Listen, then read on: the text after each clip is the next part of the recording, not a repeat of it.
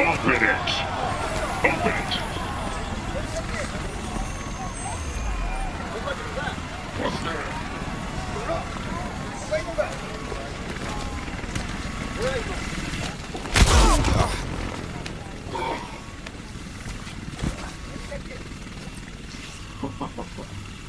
Stupid.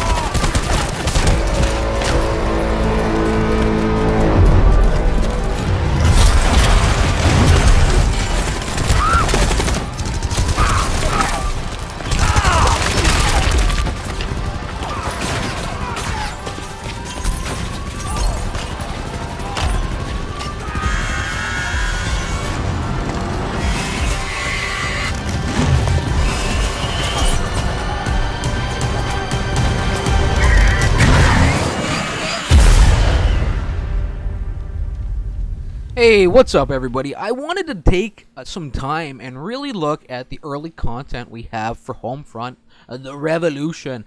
There's not much floating around right now. We do have that early trailer. There are some screenshots though, and I thought I'd take a look at some of these. This here, now, a very, a beautiful image, at least from a gameplay standpoint.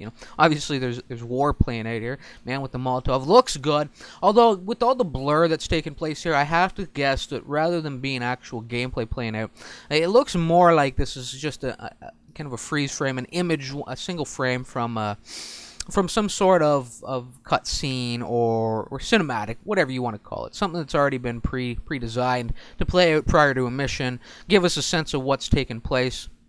The revolution, the resistance fighters, doing battle with some obviously some KPA patrollers, patrolman, or some kind of squad that's just out of sight, or perhaps just wreaking a little havoc on the city.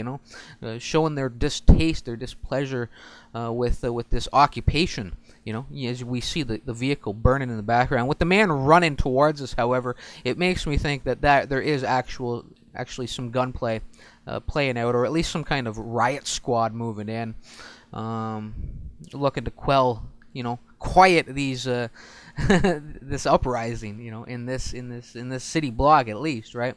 Anyway, let's move on. That's really all. It's just a little introduction to some of the shots. Some of them are a little bit more interesting and reveal a little bit more information about the game. Looking at this next one, now this one I really liked this image. It made me think of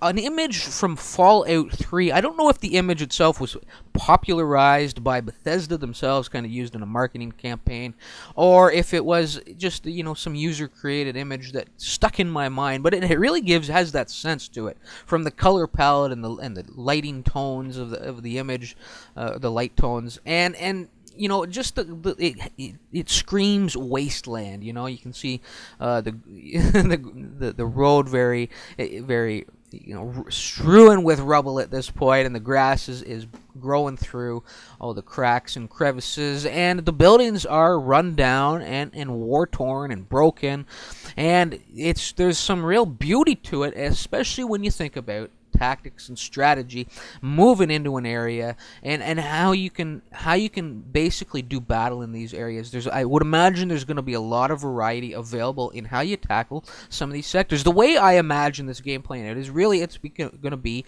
a battle for control of the city. We're going to have to eradicate, dismantle KPA patrols and take down their strongholds, in certain districts or quadrants, or call it what you will. That's how I imagine this game playing out, this open world game playing out.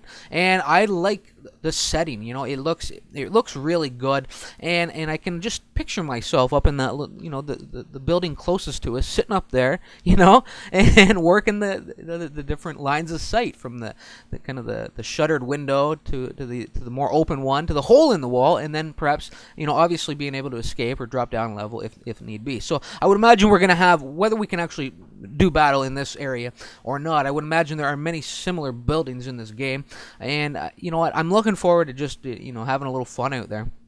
dismantling the KPA, the occupying force, creatively. Basically, the more variety. I think there's going to be a lot of variety in how we handle these gunfights, and I'm looking forward to that. And I love that. You need that in an open world game. You need to create a landscape and an environment that allows people, different gamers to come in and tackle things differently, and then the same gamer to go back in and do things differently as well. That's always a plus. That's always a bonus. Let's move on to the next image.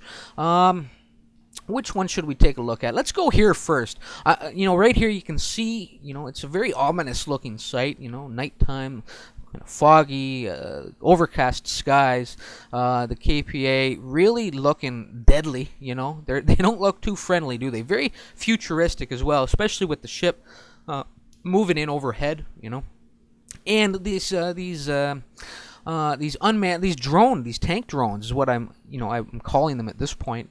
They look like tanks. They don't have, they're small. That looks kind of large from this angle, but if you look at the one that's in the background next to the other man, they're not really. They don't have a lot of size, and there'll be another image that comes a little bit later on that really shows you that they're not as big as that one looks that's center screen right now.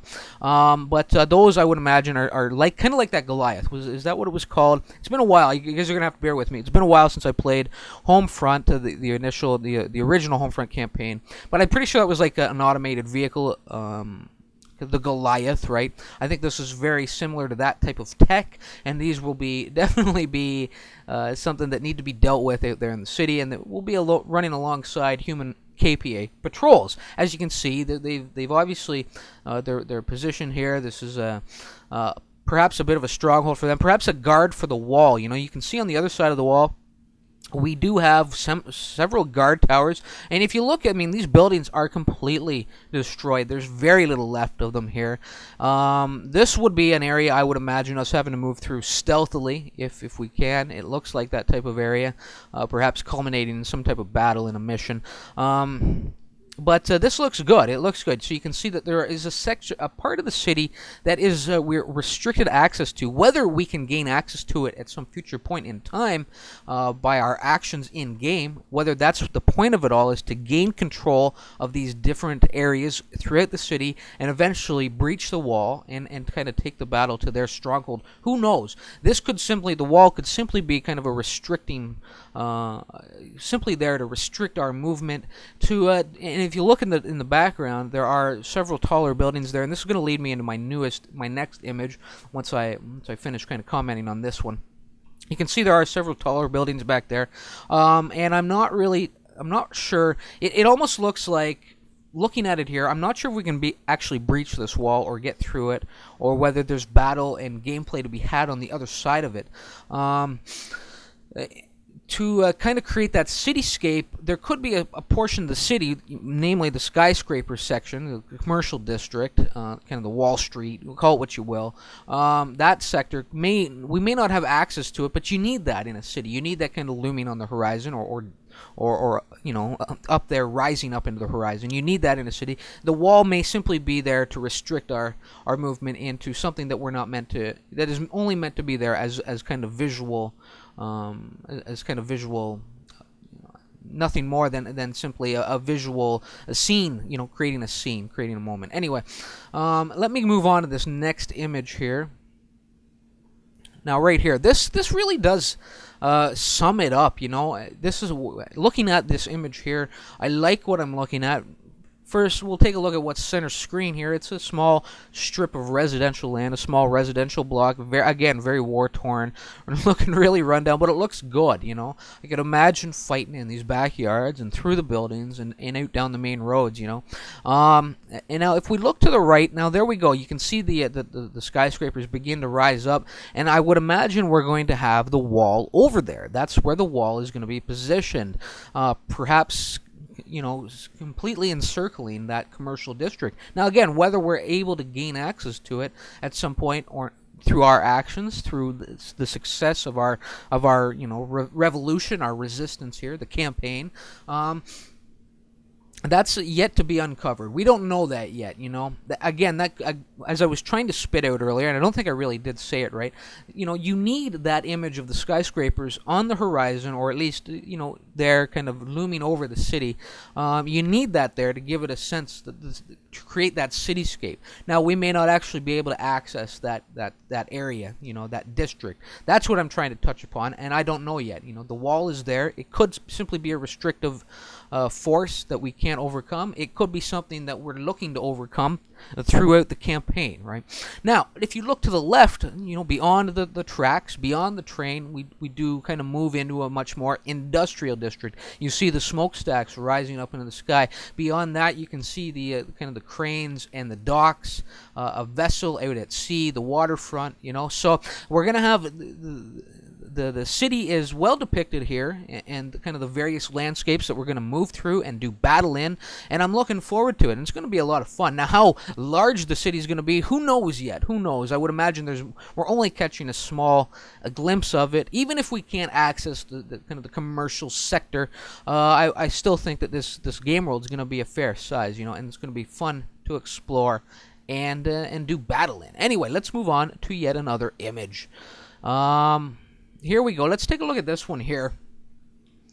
And here again, now you don't really see the wall clearly, but we do see, I don't know if the wall is actually present here.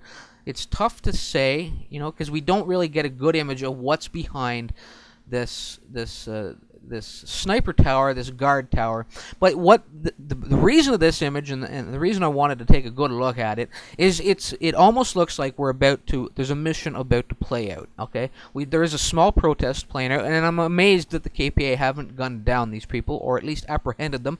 Perhaps their new agenda is to allow the occupied peoples a small voice, because they're confident that. The KPA are confident that no matter what they say, it's not going to make a difference. But it is going to make a difference in this image anyway. Because if you look at the woman to my direct right, or to the right of, or sorry, the left, get it right, Hertz, to the left of center, she is crouched with the pistol in hand. Now, she looks quite similar to the woman, and again, this has been a while since I played the original campaign. She looks quite similar to the female lead that fought alongside us in that fight. And I don't know, maybe it's her, maybe it's not. That's kind of beside the point. What really caught my eye is she's got the pistol. The man in front of us also has the pistol on his hip. Looks like almost like a gas mask in his left hand as well. I'm not really sure, but that's what it looks like.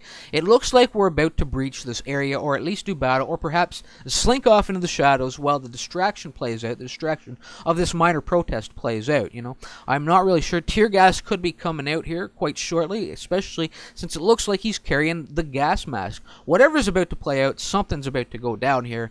I have no doubt about that, and it's thrilling, because it could be, from the setting, there could be stealth. We could be looking to infiltrate an area with this distraction. We could be, like I said, the tear gas or something similar could be coming out, and battle could be playing out right here for control of this tower, and perhaps an access point for whatever lies beyond. Anyway, let's move on from that. That's really all that's left to be said about that. I just want to take a quick look at it. You can tell, though, the man directly in front of us, and perhaps the man to the left of the woman as well, make up the force that's about to kind of storm this area, right? Anyway, we will move on to yet another image. Let's take a look at something interesting. Now, actually, thinking back to that Wasteland image that I compared to Fallout 3. Fallout 3 was very much about scavenging, and I'm curious how much scavenging is actually going to be done out there. You can see this is very much a kind of like a central hub, a safe hub, probably one of many small areas that we can safely wander. It takes place. We're in the subway right now. You can see a sign, center of the screen, top center, upgrades. So there's some sort of economy here, some sort of upgrades that we can go and attain for our weapons, for our gear. And I would imagine that this subway is going to be what allows us to move through the city unnoticed, to get to our various districts. How much of it is is kind of scripted down here, or how much of it is actually available to us, and how much of it is simply jumping from kind of a one world space marker to another, has yet to be seen. You know, we could have to wander the tunnels and perhaps do battle with KPA that are patrolling, trying to clean out the tunnels, trying to eradicate this resistance that's formed down here. I don't know. You can see there's a sign on the left side of the screen that marks out the various lines, the subway lines, you know. So that's going to be kind of our highway across the city. Again, not really sure if we're going to have to actually go in there and truck it on foot. I can't see why we wouldn't be doing it if they're boasting this as being kind of a free roam FPS or open world game. We should have to wander the tunnels to get to our locations. It should be much smarter to take the tunnel rather than go above ground and try and work our way through the city that way, you know. So hopefully we actually have to carry it out. Hopefully there are a few skirmishes to play out down here, but we'll have to wait and see how it all fits together. Regardless, there is some buying and selling that needs to be done, and it makes me wonder how much scavenging we do out there in the city, you know, as we're roaming the grounds. Looking at the weapons, we do have there's a gas mask sitting on the crate right there. The man in the in the background, far left, he looks like he's carrying a P90 or something similar to that. Again, up front, you know, M16s or M4s, something along those lines there. So some real military-grade weaponry here. Now, as we move into the next image, that really does change, and this is a really great image right here. You can see the man in the foreground, the weapon in his hand. That's definitely a salvaged weapon made up from several scrap parts, and it's just a makeshift weapon here. So that's obviously available. Crafting our own weapons in the game makes me wonder how much we can actually scavenge from the city. Again, you know, it comes back to that. I'm not sure what he's carrying there. You'd almost think it's the shotgun since he's got the shotgun shells in his vest, but it almost looks like it's kind of a single shot rifle of some sort, you know. Not really sure, especially considering when you take his position into account, you know, it looks like it could be a rifle, but I'm not really sure about that at this point. Anyway, we get a better sense of the size of those drone tanks as we see one roaming the ground, kind of center screen down there, and it really isn't quite as large as it initially looked in that other image. The one thing I love about this image is, I don't know if you've really taken it all in yet, but there are 2 more resistance fighters in this image right now, and this game, I think it did boast, what was it, a 4-player co-op. This could be co-op playing out, you know, because looking at the way the men are positioned, it looks like human thought is taking place here. Again, it could be AI running alongside our player, you know, our man here, as a squad, but it really does look like it's a few humans. I could be wrong though,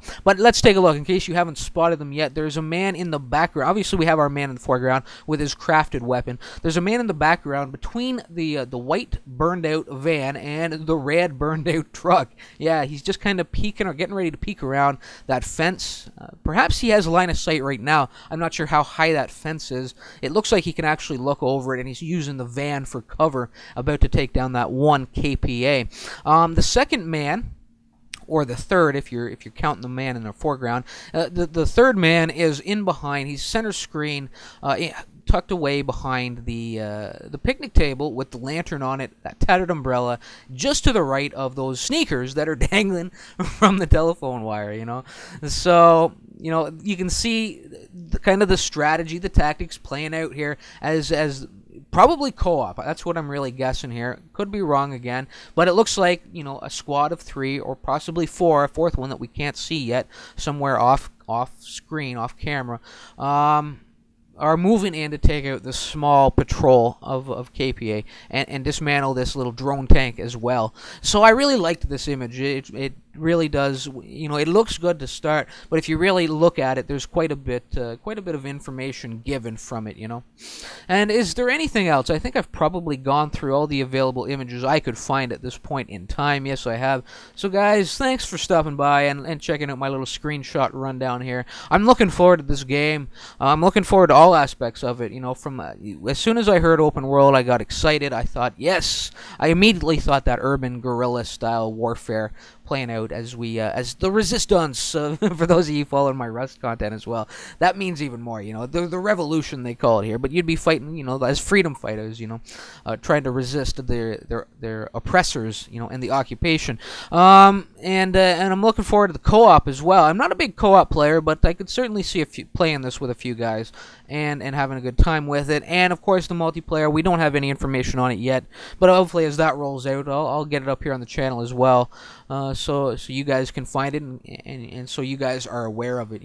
Anyway, thanks for stopping by, tuning in and checking out this vid. I hope you enjoyed it. I hope you'll thumb it. I hope it was informative, and I hope until next time you remember why it hurts. Yes. Later on.